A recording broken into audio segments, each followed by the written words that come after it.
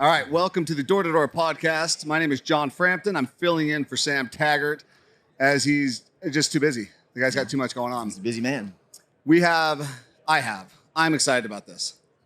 Sean Bingham has agreed to jump on and talk with us. You might recognize Sean from Shark Tank. It's the most notable thing out of the door-to-door industry. We all saw you on Shark Tank years ago. I think the entire industry was rooting for you. Like, no way. Yeah. And you slammed that, by the way. It's such a Thank you. your presentation, everything. We'll dive into that in a minute. Because I think it's important people see where you harnessed those skills. Yeah. Now, Sean, you currently own and run a company called Tripio. Yep. My company last year, Ben Mon, who's got an amazing story by the way. Do you get to know him? He's a stud. Isn't that crazy? Yeah, and his story is wild. I've been telling him, like, man, we need to film some videos. Yeah. Brain cancer, was supposed to die, couldn't pay his medical bills. My business partner, Tyler, and he started working together, and Ben was able to completely flip his life around financially, but also overcome cancer. And his story is amazing. But he was the one that actually reached out to you, and he called me. He's like, John, we've got to do this. Yeah. This trip. It's by Tripio. And I met him here last year. Was that where it was? Yeah. No kidding. Yep. And then I was like, wait, Sean Bingham. Like, I know Sean Bingham. Yeah. So we go way back to the Pinnacle days. And my experience with Sean was everybody worshiped the guy. He was the up and comer, and you were an entrepreneur at heart. I think Jared and Steve knew that they were only going to hold you for a year or two. They saw that entrepreneur bug that you had, but you've had an amazing amount of success, and your whole family is incredibly talented. Yeah. I mean, there's something in the genes, in the water. I appreciate that. Yeah, I have an amazing family. I can agree with that. I won't take too much credit for myself. Because you and your brother went on Shark Tank, right? Yeah. So it was me and Justin were the ones at Pinnacle. He's the one you would know for sure. And then it was me and Jared, who was also at Pinnacle. He wasn't as heavy a hitter as me and Justin, but he and I went on Shark Tank together. So awesome. Okay, that's probably why I didn't recognize him. Yeah. So let's break it down. I think if you're listening to this podcast, I mean, this is best case scenario in the door-to-door game. Yeah. I mean, you got your start. Maybe just tell a little bit about your story, and then I want to tie it all back to from the doors to Shark Tank. Yeah. Because to me, that's... Totally. So I had heard, so this was like back 2000, probably 3 or 4. And I think First Line Security was like the big, they were like, I was getting recruited. I mean, it was like the wild, wild west back then. Everyone was recruiting everybody at BYU. And it was like, you get a free steak dinner or whatever, to get, you go do some meeting. And for 2 summers, I kind of put it off. But I remember just always feeling like, I need to go do that. Like, I could be good at that, But I put it off. And then Danny Brotherson, if you remember him. Of course. So my buddy Mike Stice had sold for Danny the year before. And he had done like okay. But I knew that not to be arrogant, but I knew him really well. So I knew whatever he did, I could do quite a bit better. Yeah. And he had made quite a bit of money. So I was like, oh, wow, I should look into this. And so he asked me to go to a Jazz game, sit in the suite, So Danny Brotherson is there. And Danny, I think, realized, just from hanging out with me, like, oh, this he's got good potential. So Danny decides to give his keys to his car to somebody else. And he goes, 6'4" guy, sits in the back seat of like Mike's crappy little Corolla or whatever it was. For those of you who don't know, Danny's the alpha male. I mean, this guy. Yeah. And just decides he's going to drive home with us to kind of close the deal on me. And he freaking did. So I got sold after like 3 years of people trying to recruit me. It was a Jazz game and a guy riding home with us. Just for the record, really quick, let me jump in. For those who want to know how to be great, it's little things like that. Yeah. That's what made Danny Brotherson so good. Yeah. He saw how talented you were. It was like, hey, take my car. I'm going to jump in the back and seal the deal. Yeah. Sorry, keep going. That's so awesome. It was cool. Yeah. And I've never forgot that because I was like, man, I've like done so many meetings with so many guys. And for whatever reason, like this guy caring the way he cared, like it just sold me. I was like, this guy, I just want to work with this guy, So it was cool. But anyway, so went out and had a great first summer. I didn't do anything super fantastic, but I sold like 157 accounts or something like that, That's very fantastic back in those days, yes. Yeah. And I didn't get out there till like May 17th too, so I got out there late. So yeah, I was, one of the top first year reps. And then the next year they did a traveling trainer thing. Do you remember that? I do. They got rid of it, which was probably for the best. But that year I was like bouncing around to all these different offices. And then the third year I managed an office in Denver. And what year would that have been? That was just 2000. So my first year was 2006. 2007 was the trainer year. 2008 was the Denver year. And I remember that year, my recruiting, like I had gone on campuses and like done the cold calling, just getting whoever, signed like 30 guys. And I think like 7 of them finished the summer. It was like awful, you know? And I learned a valuable lesson that year, which was get people, like use your warm contacts, get people that you know and get them to get people that they know. And I just hadn't done any of that. I had tried to like avoid being the typical recruiter, you know? So you went completely outside your network. Yeah. And it failed. I did great that year. I sold like 280 something. And, you know, we still did, I don't know, we did like 1,000 accounts as an office. So I still made, you know, a couple $100,000 or whatever. But I remember thinking like, man, I wasted so much time recruiting strangers that ended up bailing to go do other things or go with other guys who they were friends with. So the next year I was like, I'm only going to recruit friends and I'm not going to bug the crap out of them. I'm just going to let them know, like they know how much money I'm making. They know that I'm good at this and I'll just see if they want to join. And so the next year I sold in Columbus, Ohio, 2009. And keep in mind, this is like the recession has hit now. The 2008 recession has hit. Credits are failing everywhere, you know? And with alarms, I don't know how it is now. I've been out of the game for a while, but you had to have like a 650 credit score or above. And so we were failing quite a bit of credits, but we still had 4 guys that sold over 300 that summer. I remember that. I think that's when I came to Pinnacle, and that's when your name was just... Yeah. And so I was one of them, and my brother was one of them, and all of the guys in the office, we were all like best friends, and not one person went home early. You know, it was like, we just did it right, you know? So we did over 200, it's like 2,500 accounts plus, you know, and we only had 12 guys. And so it was a much smaller office, but like our per rep average was the highest in the company. I remember this. So yeah, so it was really, really fun. And making money is fun. I always tell people that, like people would be like, I hate knocking doors. I hate this. And I was like, well, you know, what's fun? Like making money is pretty fun, you know? And so that was like a really fun year. And then that's when I started feeling though, like, for me, like alarms was something I loved. I was growing so much. I was learning so much. It was always like, I'll do it one more year. And it just kept getting better. Yeah. And then I kind of hit a point where I was like, okay, I'm almost 30. I think I do want to try just branching off and doing my own thing. And that's when I started getting into entrepreneurship. So 2010 was my final year selling. And I was like half in, half out, you know, because I'd already started this other business, Top Blip. And did Jared and Steve invest in that? Were they a part of it? They did, yeah. So Scott did. Scott was the first one to invest, Scott Warner. Such a good dude. And yeah, great guy. And then the Brothersons did. And then Zolman did. And Chappell did. And then Trey Warner did. And so it's just kind of like we got a bunch of guys, you know. You just named so many people that I'm so fond of. Yeah. Every name you just said, it's like they're all just such good dudes. Yeah, really good guys. So that was fun, man. Like those Pinnacle years, like going to the office and playing basketball, and they hung the jerseys in the rafters back then. You know, it was just fun times. I kind of miss it sometimes. Yeah, but yeah. Well, I think that's when your name and I started. You know, we've met a few times or whatever. But yeah, I mean, I remember, and I was joking around with you yesterday because I haven't seen you in a year. I mean, it's probably been 10 years since I've seen you, if not longer. Yeah. And I remember, I just told you yesterday, I saw you and I was like, I'm not the alpha male in this room ever. I mean, never am I usually really, but I looked at it, I was like, I get it. I get what all the hype is about. Yeah. And then you actually went out. Says the guy who brought a whole team of people from another company. But 180 guys, no big deal. But that's what's funny though, is I remember Jared was hyping me up to you. And I remember after I got done meeting with you, I was like, wow, this guy's amazing. And then Jared's like, oh yeah, he's got this company, Top Blip. Yeah. And then Scott Warner ended up buying it. It's now Gig. Yep. Which is awesome. Yeah. Scotty, freaking love you, man. So proud of you. And Trey, the whole Warner family, dude. I know that was 10 years ago. We sold that to Scott, and he's still running with it. So he did something right. But awesome. It was just a bunch of good people. Yeah, Brandon Kennedy, where is he? I miss that guy. Yeah, I haven't seen him around either. So all right. So you end up selling Top Blip. To Scotty. Yep.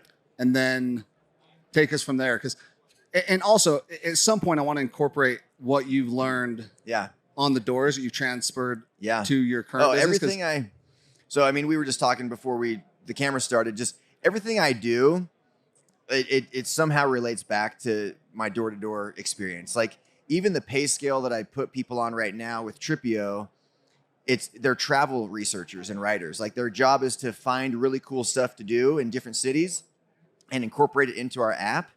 And even with that, I pay them like a summer sales pay scale where it's all production based.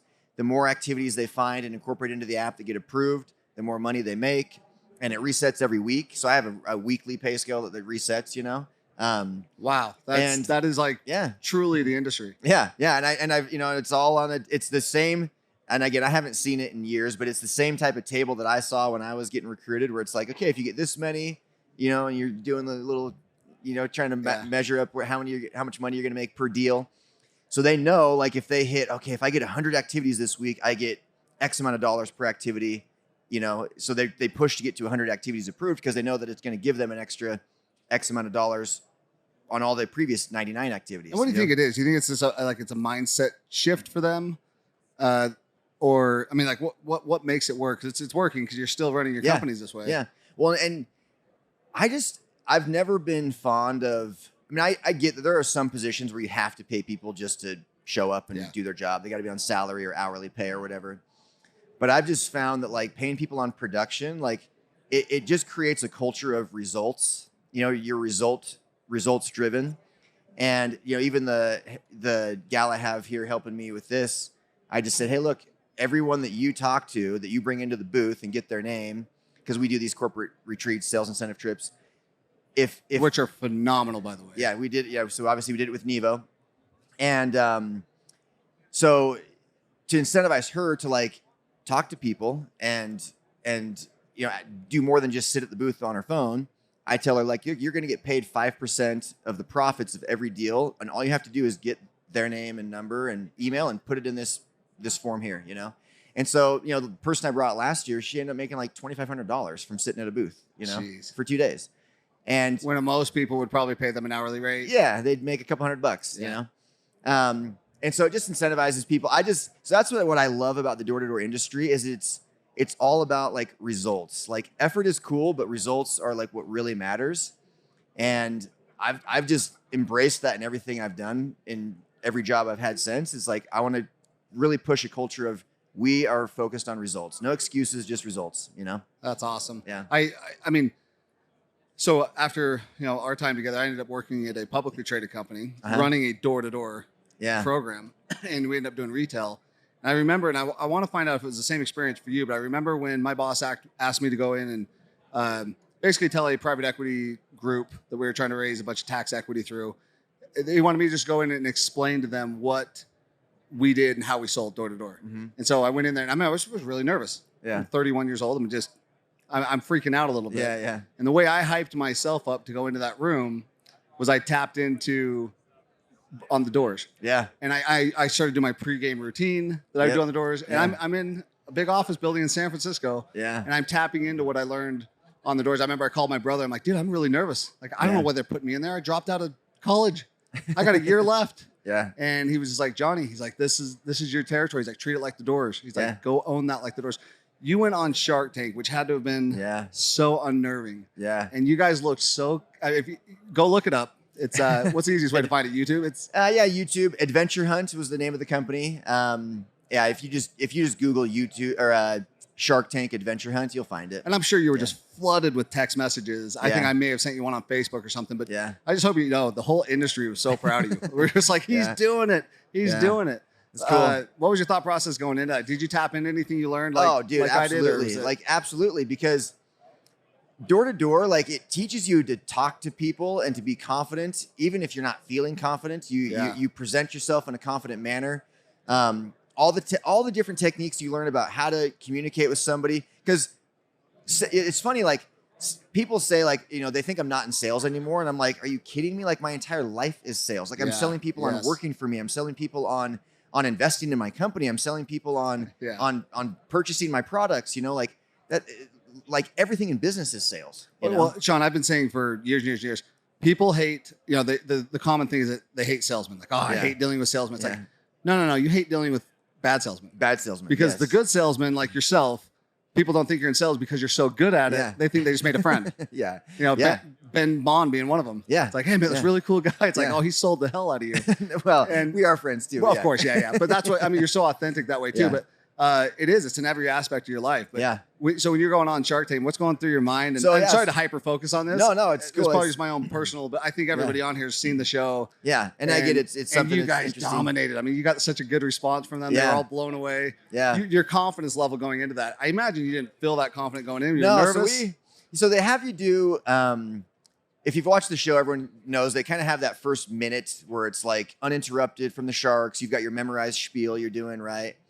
And so going into that, I was like a little nervous. And I would liken that to like when you're first learning to knock a door and you're like going through like your pitch and you're like practicing these different things. And because I remember my first week selling, my very first day selling, I sold 3. And the next day I sold 2, and then I sold 1 and 1. And I was like, this is the easiest job ever. But then I bageled 2 days in a row, and I was like, oh, I'm like never going to sell again. I'm never going to, like, I don't know how to do this anymore. I forgot. I think I was just getting lucky. So I like went back and like studied that training manual and just practiced, like rehearsed in my apartment in Minneapolis just over and over and over again. I started writing down like all the things that I was getting stumped on, all the things where I was losing deals, and just practicing. Yeah. And I kind of took that same mentality into this pitch. I was like, okay, what are all the potential pitfalls that like could come here? What are they going to ask? I watched other episodes. What are the things I need to really be like sharp on? You know, that like when they ask a question, I've got the answer that they need. And doing that. To be clear, that's the same thought process you had knocking doors. Yeah, right? exactly. It's no different. No, it's the same thing. It's just you're on national TV with everybody watching, judging. But for real though, it's the same mindset you're going through, and you're just transferring that in. Yeah, this is good to hear because I was hoping that would be the answer. Yeah, but keep going. Keep going. Well, and the work ethic too. And I don't mean to like pat my own back, but like we had a couple of days there in LA where they don't really tell you when it's your turn. They just say, hey, you know, you're here for these 4 days, and at some point in time, you're going to be up. You know, and so we had like 2 days where we're like just kind of sitting there twiddling our thumbs. And you know, we had brought 2 like helpers, you know, that were going to kind of help demonstrate some stuff on set. And they like wanted to go out and explore LA. And so I kind of went out with them for a couple hours one day. And I was like, you know what? Like, I didn't come here to like explore LA. I came here to like close a deal on Shark Tank. And so I'm just going to sit in my hotel room and practice and study. And so that's what I did. And so when it came time to pitch, like we did you're walking down the hallway. Again, if you've watched the show, there's always like the camera filming them. And so you've got this guy walking backwards in front of you, you know, and you're walking down that narrow hallway and the doors open up. You're like, holy crap, we're really doing this. Like we're on Shark Tank. Like, here we go, you know? So you're really freaking nervous. We get up there, they've got these little tape X's on the floor. You got to go to your spot and you start your pitch. And once we like finished that memorized spiel, which I was a little nervous during that, once that finished though, I was as calm and confident as I've ever felt in my life. I was just like, we are going to close a deal right now. We're going to get multiple offers and this is going to happen. And I was like fully confident that we were going to. And we did, you know, like I don't know. I was so proud of like how it went for me and my brother because we had put it like so many hours over so many months into prepping for that. And, you know, the pitch was a total success. People were laughing. People were impressed with our numbers. Like they never stumped us once, you know, like there was no moment in time where it was like, we got you know? And I don't know.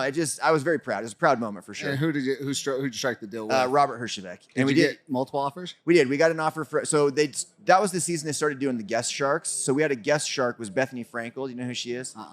She started like the Skinny Girl brand. Oh, okay. She was on like Real Housewives of New York. I think that's where she like became famous. And then she started that Skinny Girl brand. She's kind of a marketing, you know, expert. Okay. So we actually tried to get them to go in together on the deal, and Robert didn't want to. And we felt like Robert was a better fit for us from like an adventures side of things and whatnot. He's also more well known and whatnot. So yeah, so we chose Robert in the end, but it was cool. That's awesome. Well, to me, it's and we didn't rehearse this at all. And I've been wanting to ask you for how long has it been since you were on? It's 4 years ago. Just hit the 4 year mark like a few days ago. So officially for 4 years, I've been wanting to ask these questions, but I know everybody else would too. Yeah. Because people always wonder like what goes into that. Is it staged? Is it fake? Yeah. And you were telling me yesterday just a little bit. It's real. It's very real. Yeah. Like we pitched for 3 hours. Like you're there standing in one spot for 3 hours, just answering questions, you know, and they condense all that down to like an 11-minute segment. So there's a lot more to it than you see. There's a lot of like just random getting to know you things. Like me and Mark Cuban bonded over. So I served my mission in Russia. And at the time, Kyle Collinsworth was playing for the Mavericks, and he served a mission in Russia. And so me and Mark Cuban kind of made a quick little connection about that. And so there's a lot of things that you're just like getting to know each other a little bit, and that they cut out.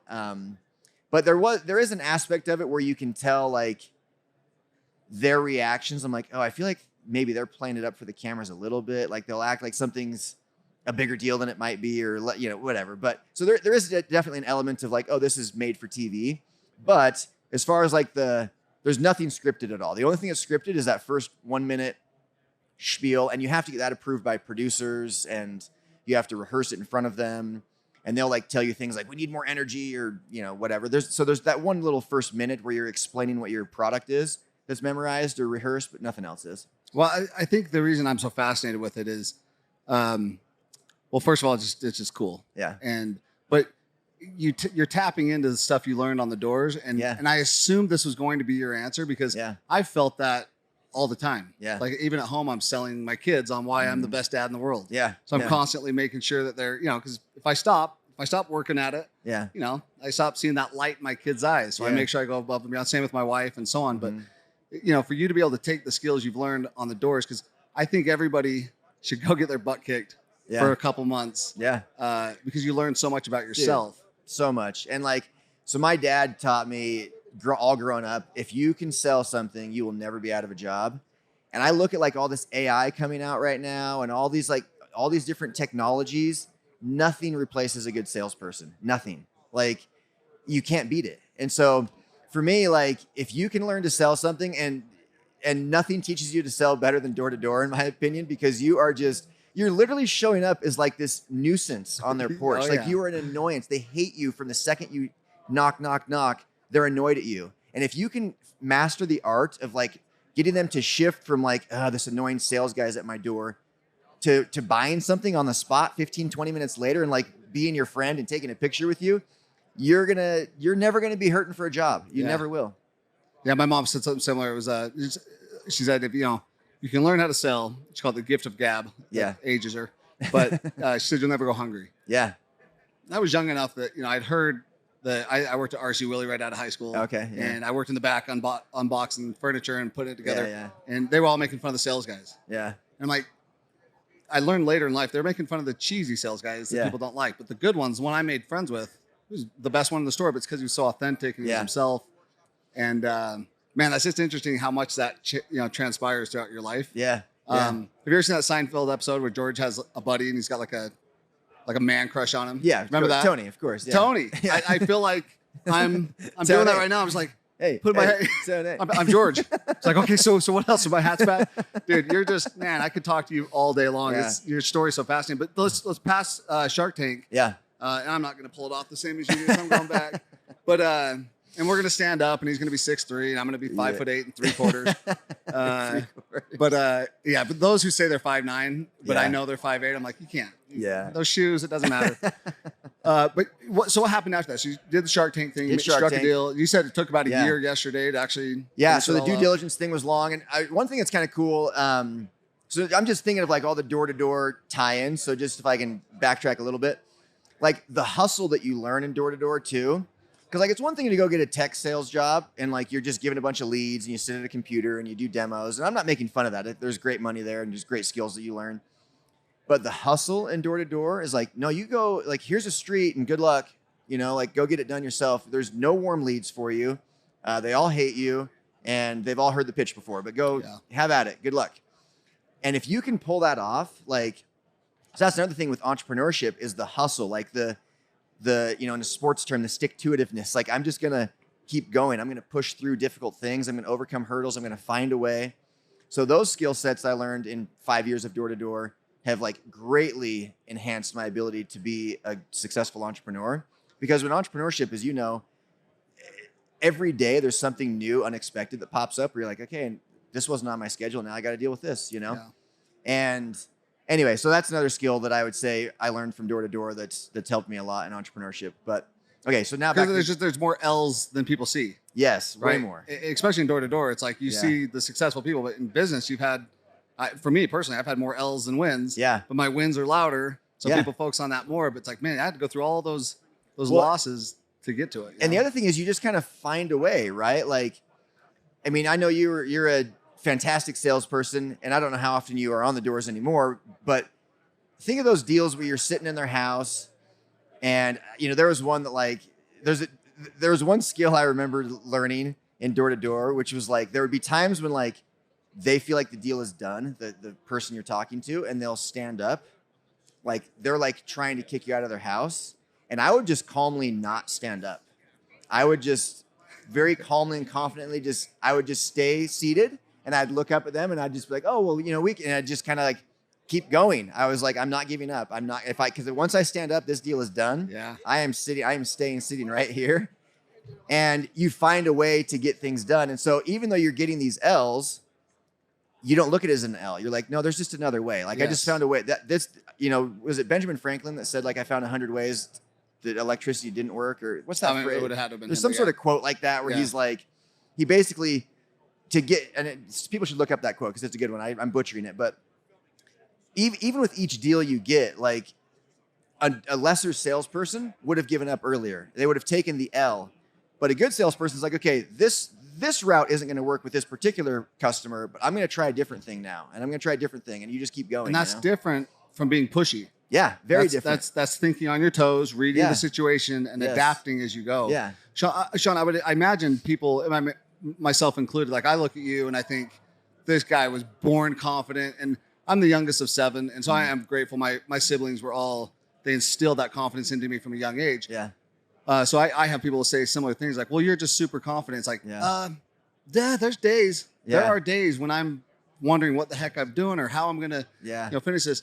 Do you have those same thoughts, as those same feelings? And, people, they're seeing the Shark Tank, all the success you're having. Yeah. Like, is that everywhere you go, or do you deal with it? I mean, I am confident, but there's definitely plenty of days where I'm like, I look at the guys making $500,000 doing tech sales, and I'm like, maybe that seems a little easier lifestyle than what I'm putting up with, or whatever. But so there's plenty of days where like something goes wrong, or especially in tech with our app, there's days where it doesn't work like you want it to, and I'm just like, I give up, So there's plenty of days where it's like rough, but again, just like I was talking about, you don't view that as like the end of the road. It's just like an obstacle in the road that you have to like circumvent, And so you find a way around it, you find a way over it, whatever. And so I think confidence comes from preparation and from experience, And so if you're putting in the time and the effort and the work to be prepared, you're going to be way more confident because there's nothing that's going to stump you. Just like when I had those couple bagel days in a row, I was like, okay, I got to go read this manual. I got to go figure out what other people are doing. I got to go ask other sales guys who are better than me what they're saying. And another thing, like, just in that same mindset, like I remember getting to a point in the summer where I was like almost like too confident, where I was like, okay, like I just want these people to know that I'm a good salesman and just buy it. I don't want to have to like do all the steps, Yeah. And then you start to fail again, and you're like, okay, you know what? That's not how it works. Like I have to go through all of the stuff that I've learned and practiced, So anyway, so preparation to me would be the key to confidence, because then you're just ready and there's nothing to fear. Man, those are such wise words, because like I said, people look at you, myself included, and it's like, man, he's just born with it. But you're putting in the work behind the scenes to improve on that. So for those who aren't extroverts or introverts, by the way, you can be incredibly successful. You remember Jeremy Pixon back in the day? I've talked about him every podcast. Yeah. That dude, he was the legend. We all owe him some sort of residual override or something. He would love that. But I mean, he was the best of the best. I remember I worked with a guy who was 6'4", and he told me you have to be tall to be the best salesman. He read a book. Yeah. And I remember it was demoralizing. And you're I was like, oh, I'm screwed. And then I met Jeremy. I was like, he's 5'7", I'm taller. Yeah. And I outweigh him by a good 20 pounds. Yeah. And he was the best of the best. Yeah. And so it's interesting that he's an introvert. And I imagine his mindset, and I know his mindset, 'cause he passed that on to me, and I owe a lot of my success to him. But it's, even though you've got this amazing amount of talent that may have been God-given, you still are doubling down to make sure you don't get caught. Yeah. No, absolutely. Even like with these trips I do, right? Like when I book a company for a trip, like there's part of me that's like kind of nervous. Like, okay, I want to make sure they have an amazing experience. But the more I like go down there and I either do a site visit or I just put in all the work to prepare to know that, like, okay, when Nevo shows up in Panama, I have everything in place. Like so I go down there like fully confident this is going to be the best trip of their lives because I've put in all the work to know that like everything's in place. I've got a plan A. If there's a bad weather, I've got a plan B. Like if you're prepared, you'll be confident. Yeah, that's amazing. That's some of the best advice I've heard in a minute. Yeah. Okay. Sean, okay. So you did the Shark Tank thing. Yeah. You ended up selling that company and you started Tripio, or how did that all spin off? So Shark Tank, we had originally applied to be on Shark Tank when I was doing a sunglasses business. Right after I sold Top Blip in 2012, ran it for 2.5 years, sold that to Scott Warner gig, started a sunglasses brand, just kind of like wasn't even thinking about doing it. My brother had the idea and we just, all of a sudden it was taken off. So I was like, I guess I'm going to do this now. So we did that for 4 years. And in that time we applied to be on Shark Tank. And our sunglasses were kind of unique. They floated in water. You could like interchange the sidearm pieces. So they were kind of like different, you know? So it was kind of a cool thing to be on Shark Tank. We got really close to being on, but didn't quite make it. And we launched Adventure Hunt, which is what we were on Shark Tank for, which is like a scavenger hunt on steroids type of thing. A mini Amazing Race for those that have seen that TV show. We started that as like a marketing event for the sunglasses brand. So we were trying to like promote this outdoorsy fun lifestyle. And so that was just the marketing for. Yeah. Wow. So we would have like people, you do all these different challenges and you had to wear a pair of our KZ shades in all of your videos. And you had to post all the videos to Instagram, of course. So we're getting all this publicity, you know. Brilliant. Ahead of your time, by the way. Yeah, it really was actually. It was like pretty cool. And you know, one of the challenges would be like, you know, hey, film yourself going into the local surf shop and like telling the owner or the manager that they need to carry KZ sunglasses in the store. So we had surf shop managers all up and down the Orange County coastline emailing us like, you guys are freaking hilarious. Like, please send us your catalog, you know? And so because we had hundreds of people going in like, you need to carry these sunglasses, you know? Because they're all trying to win this trip or these GoPros. So we had put together a prize package of like cool stuff you could win, and it incentivized people to go out and try and do all these fun challenges to win the thing.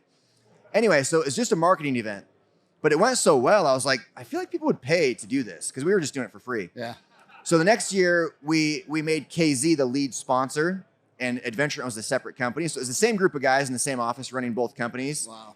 And we were like, let's just see if we charge people how it'll do. And it went really well. So at that point, we were like, you know what, this is actually more fun. I feel like it's more scalable.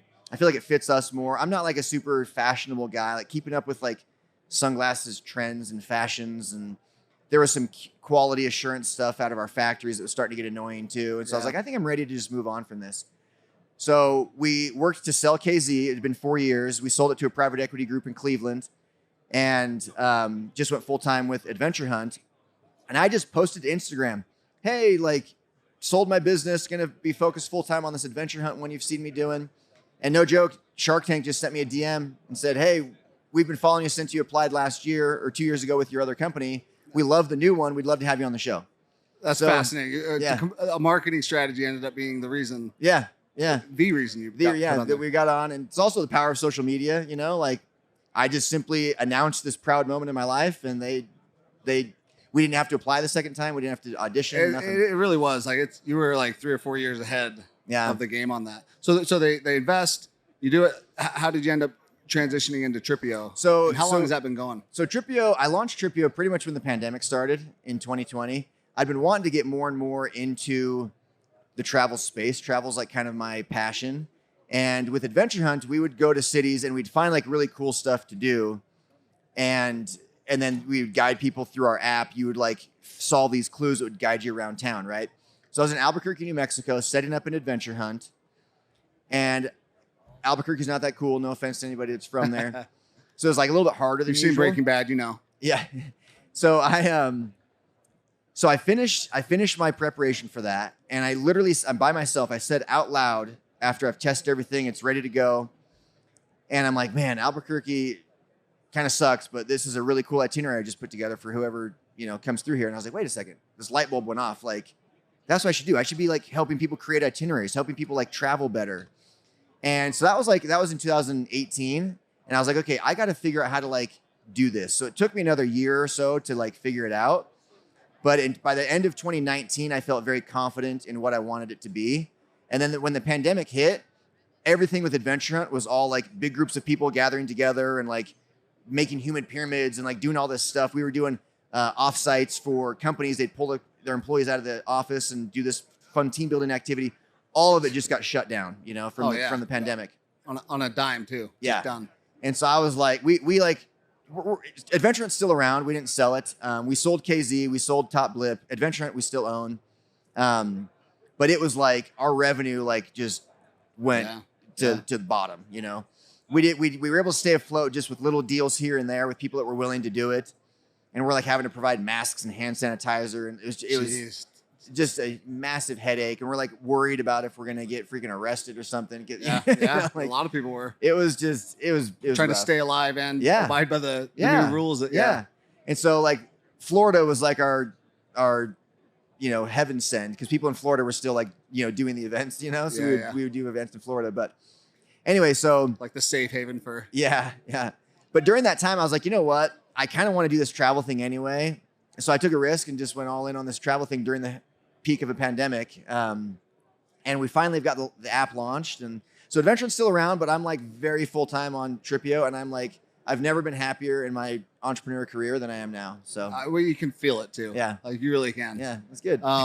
Sean, I thank you so much for jumping on this. Yeah, of course. So much wisdom. And by the way, we need to talk to your family if and when you die. We need to donate your brain to science, because there's so much in there that we could unpack. And if we had more, we could talk for a couple hours. It would be so easy to talk to. But shifting gears, I just want to kind of wrap up the podcast. You're such an inspirational person, and I mean this. Sean and I don't. We have a lot of ties together. We're not best buddies. We don't know each other very well. We just know all the same people. But you're really inspiring, man. To me and all the people I've ever talked to that know you. There are people struggling right now in life in general. And, in my high school, I've had 3 people in the past 18 months. One of them being like just the dearest friend and somebody I looked up to and look up to this day, love his family so much, that have taken their own lives. And I'm like, man, I would be remiss if I didn't take an opportunity to hear from somebody like you. If there's someone struggling on this call right now and they're having those dark thoughts, what would you leave them with?